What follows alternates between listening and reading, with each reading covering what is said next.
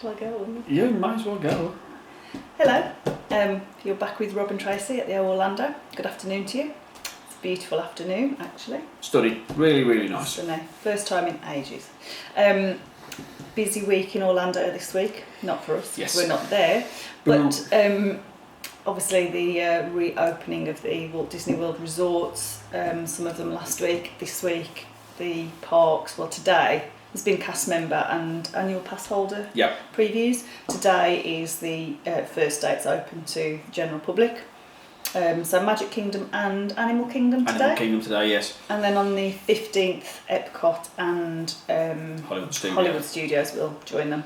So we're going to watch all of our friends in the States filming for this week, aren't we? Yeah, we've already watched a few, haven't we? We've watched Tim Tracker going in the Magic Kingdom. We're watching E2E Magic on their Insta stories. And they're live today. Yeah, live today. And he gave us a lovely little shout out from the Magic Kingdom. Which is lovely this made morning. our day, to be Just fair. feel like we were there just for a split second. Rick's Flicks has been talking about Animal Kingdom as well today, I believe. Yeah, and Molly Torlees has been in the cast member previews, I think, earlier in the week. So we're going to watch all of that this week, keep an eye on it, and then next week we'll bring you some content and some information about it. So if you are lucky enough to have not had your trip cancelled, which we have,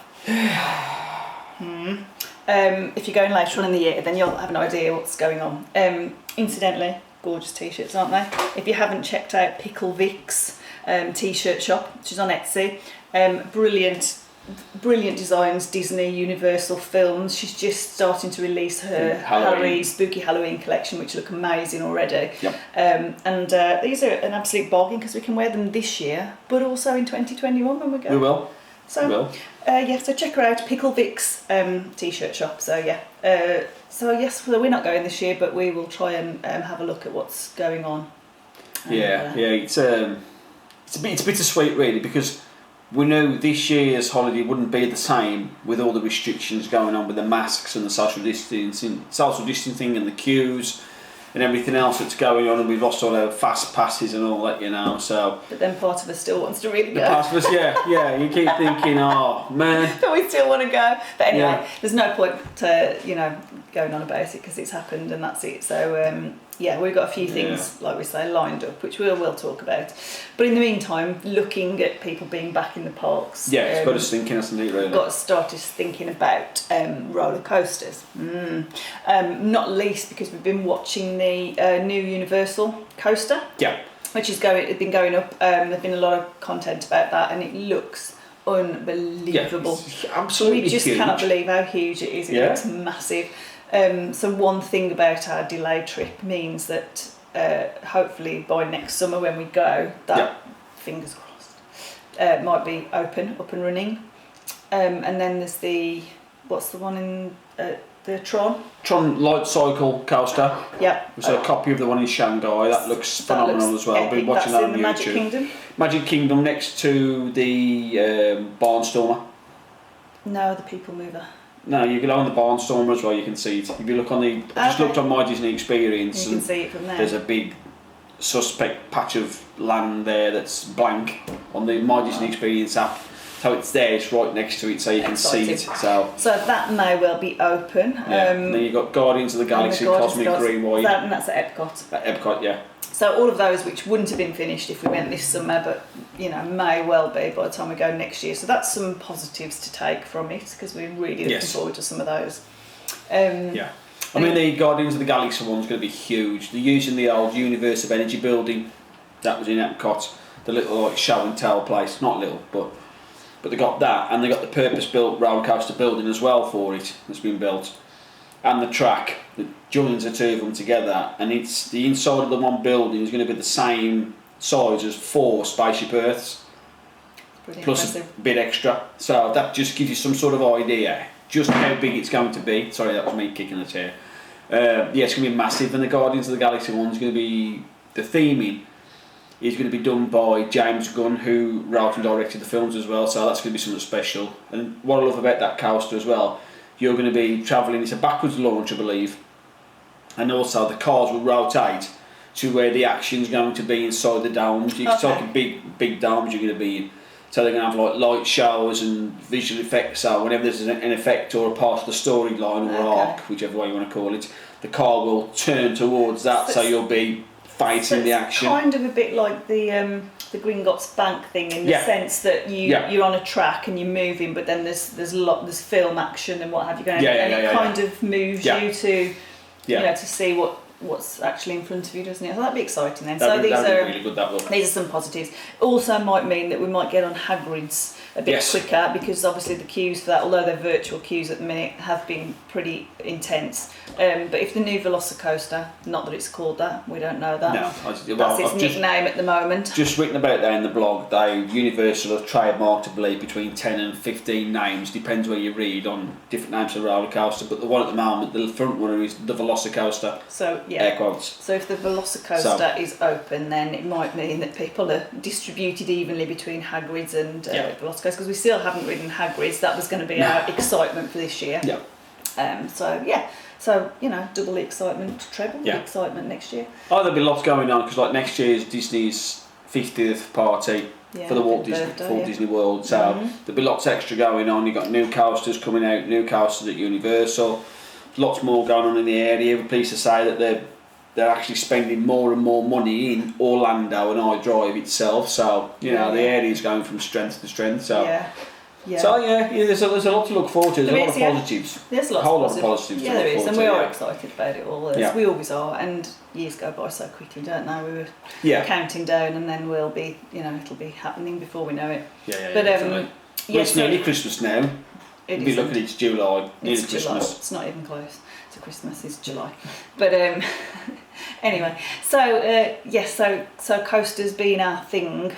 Really, we do like all the other rides. We like the virtual stuff. We like all the little, the nice, fun, classic rides, and the It's a Small Worlds and the I don't like that. No, you don't like that. That's an ear but word. You know what I mean. The classic. Themed rides and Disney rides, what have you. We do go on those, and we do love them, but we are except Fast and Furious. We don't go on that. But we mentioned that before. Bad. So but we do like the coasters. So roller coasters. So what's your absolute favourite proper roller coaster? Like I said, Hulk. I've just written that in the blog. I'll say it again. From the first time I rode it in '99 when it was opened, it got me hooked. From the initial takeoff, where you're literally feels like somebody pulling back on a bow or a crossbow, and then you go boom, and you get flung forward. It just hooked me. It really hooked me. Coming from the UK, from Alton Towers and other bits and bobs we used to have around here, you think, this is going to be great. This is, and you get in this, and from when the time you get shot out of the tube, the cannon, till you go up, you go to the Cobra, hang, come back down again, you go and you do loop the loops. You're you're sitting there, you go, well, this is something extra. This is absolutely the bee's knees. It is. It really is. I do like the Hulk. And, and it was one of those rides as well. I've just been talking about it. It's an absolute teeth rattler, because the seats. They've made it a lot smoother now, because it was redone.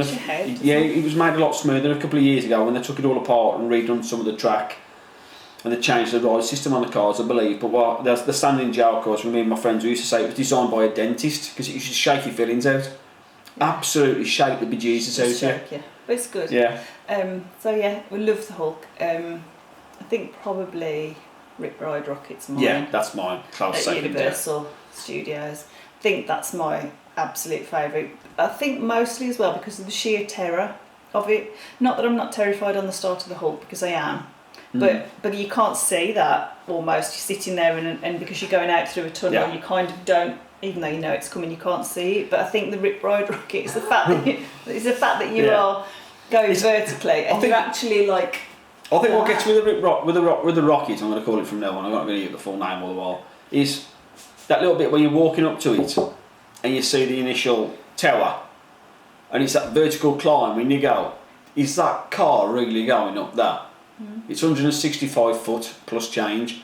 So as it goes up and starts climbing vertically, you see people there, you look and you go, it's terrifying. Oh, that's frightening. And then it is terrifying. Doubles the terrifying for you is that when you actually get in it, you realise it's just a lap bar. Even though it's a hydraulic bar and it holds you in, You think it's just a lap bar. It's a big thing, but all of this is open and free, and so you don't have that over the neck security thing. No, nothing. And also, like when you have those that come over your head, like we used to have on dueling dragons, and they're on the Hulk, I think, aren't they still? You kind of hang on to them like that, but when it's only on your lap, this bit feels all like... you think to yourself, like you might fall out.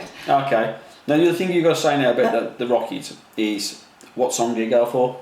Yeah. Because you can choose your own music on the Ride Rockets. So, what's your go-to? I think I had Evanescence. I think. Bit of an emo, aren't you, really, at heart? Thank you. I think Evanescence it was. Yeah, Bring Me to Life. Yeah. That one, no. I always go for Motley Crue, Kickstart My Heart. I have had that one in the past. Because I'm an old rocker.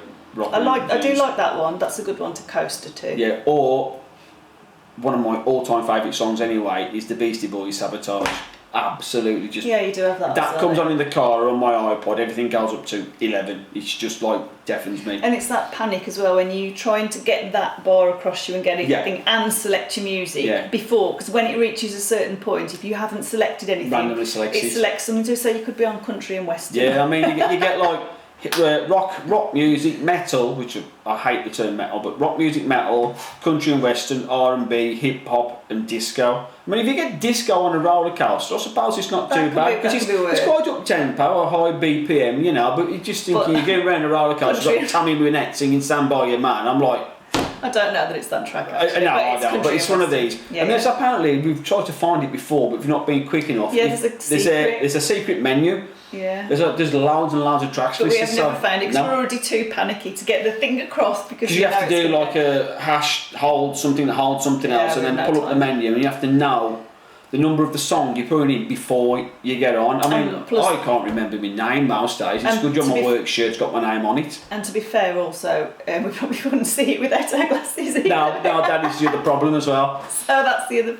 issue. Yeah, that's the other problem. But also talking about music on roller coasters, that takes us very nicely, nice segue there, into Aerosmith's Rockin' Roller Coaster. Just an epic ride, that is brilliant. Freeways jam, so we be jamming. Still brilliant, and never mind how old it is, still brilliant, still fun, still that exhilarating, 0 to 57 is it, in a couple of seconds? 2.8 seconds. You don't get to pick your soundtrack, but it's obviously Aerosmith. And they've neatly changed it, so they sing Loving a Roller Coaster instead of Loving an Elevator, which is brilliant. Yeah. Fabulous pre-show bit beforehand, which is worth watching. Yeah. And then even if you get in there, you've seen, even like the pre-show when you go into the recording studio and you see the band there behind there, talking to the manager. Even if you've seen it like 500 times, which you probably have to be fair, if you've seen it that many times, it's still one of those you go, oh, here we go. And when you go into the garage, or the garage downstairs in the underground parking to pick up your super stretch limo, as they call it, and it comes like whipping in round the corner. Comes in pretty quick. Comes in really quick. You're like, aye, we're on this here. We're on this here. And you get that thing where you're queuing as you've just come in from the pre-show amble. You're queuing as the people are loaded in their car, ready to go. Yeah. So when they get shot off really, really quickly, you're standing watching them. So you're almost, for the whole of that time, then you're walking around and you've just seen it go so fast. I mean, when they say it goes quick, it really does. We've had friends who have gone before and we said to them, watch it because it goes quick, it takes off, make sure you're sitting back. And people always go, whatever, blah, blah, blah. And then when they come back a couple of weeks later and say, sweet Jesus, that was fast. They're like the Hulk, but especially the Aerosmith roller coaster, because when it goes straight as well. It doesn't go up. It's not climbing or anything. No, it's like a what do they call it? A funny way of saying it works. Like we've got engineering, a linear acceleration. It doesn't like go, but it goes zoom. Just straight It just goes, doesn't it? And it's one of the few rides you are actually pinning back in your seat for a couple of seconds. Yeah, and then you instantly go up. It's dark, and you instantly go upside down. Upside down. It's the only roller coaster in Walt Disney World that has an inversion. Upside down. So that's brilliant. Yeah. So but don't be like the people. Coaster. They do warn you there not to film, photograph or do anything on it. There was one guy we saw the one day, was actually, the woman told him to put his camera down and he held his phone up just before the ride went, and as the ride went, he went that fast, it whipped the phone out of his hand and landed on the tracks. So they had to hold the car from the other side till they could get the phone and then move it round again. And as the car came round again within it, he was escorted out of the show building. So don't be that guy. If they tell you not to film, That's a reason. There's a reason. You're going to lose your phone. And hat and glasses and anything else that you may have on. Yeah. Can we just move back to the Rip Rocket? Put a little sidebar in there about that. Is the one brilliant thing about this is there's a built-in camera in the lap bar. Oh yeah. Yeah. What about that? And it's brilliant because you think to yourself when you're on this roller coaster, you're like in a pop video, smiley, your hair's flowing, you're going, yeah, baby, you're waving at everybody, and this is mint. You watch the video when you come off the ride, get downstairs, go to the little booth, put your number in. You see your number there, put your number in. You're gurning like you're at a 90s rave. Your face is pulled, and your gels, special like gels. Hence the beard, hides the gels. Your cheeks are flapping, you're just looking... Everything's flapping, your hair's like slicked back off your head. Slicked back, your knuckles are white on the bar. It's horrendous. It's very fun, and your head does this funny look. It's really funny. And you've got that going as you're trying to say, oh, woo! Yeah. It is really you're not as cool as you think you are. No, you're not. No. It's very funny, and if you get a chance, have a look on YouTube as well. Alan Carr riding it for some show he did a couple of years ago for his radio show, and if you have a look at him, and he honestly looks like he might. Well, I don't know. He sounds like he might die. He really does. He does look. There's quite a few people because you've got Alan Carr on it. There's Jimmy Fallon. Jimmy Fallon's on it as well. There's another one with Ellen DeGeneres with. Oh yeah. Not Chris Rock. I'll think of his name in a minute. Doesn't matter. No, doesn't matter. Small guy comedian, works with The Rock. Yeah, I know. Yeah, and him. Is his name Kevin something? Kevin Hart. That's Kevin it. Hart. Yeah, I'll say insert. Get there in the end. Kevin Hart. Yeah, that's brilliant. That is because all these big tough super guys, when they actually say when it goes up, they're almost crying. They're almost not crying because what they love about that roller coaster is when you go to the top, there's two best places to sit. If you want to sit at the front, the best part at the front is the topple. Yeah. Because you get to the top, you can't see anything. You're looking up. Then it gets to the top, and it sort of hangs, and you're looking. You go, oh. You got that cartoonish sort of thing going. Ding, ding, ding, ding. Then you just push you. Then you're down, and you go into your barrel roll. You're not, and you don't go upside down as well. A lot of people say it goes upside down. It doesn't. It does a roll, but it does a roll around the roll over the top. Over the top of it. That makes sense. So that's brilliant. But if you sit at the back, like mouse roller coasters as well, with that one, whipping thing. you get the whip, so you get the extra bit. And if you do that in the Hulk as well, you get longer in the tunnel, so it seems like you're going even faster. And Aerosmith will be the same. Yeah. And so immediately next door to Rockin' Roller Coaster, we'll mention that even though it's not a coaster, mostly because it's my favourite ride ever, is the Twilight Zone Tower of Terror. Yeah.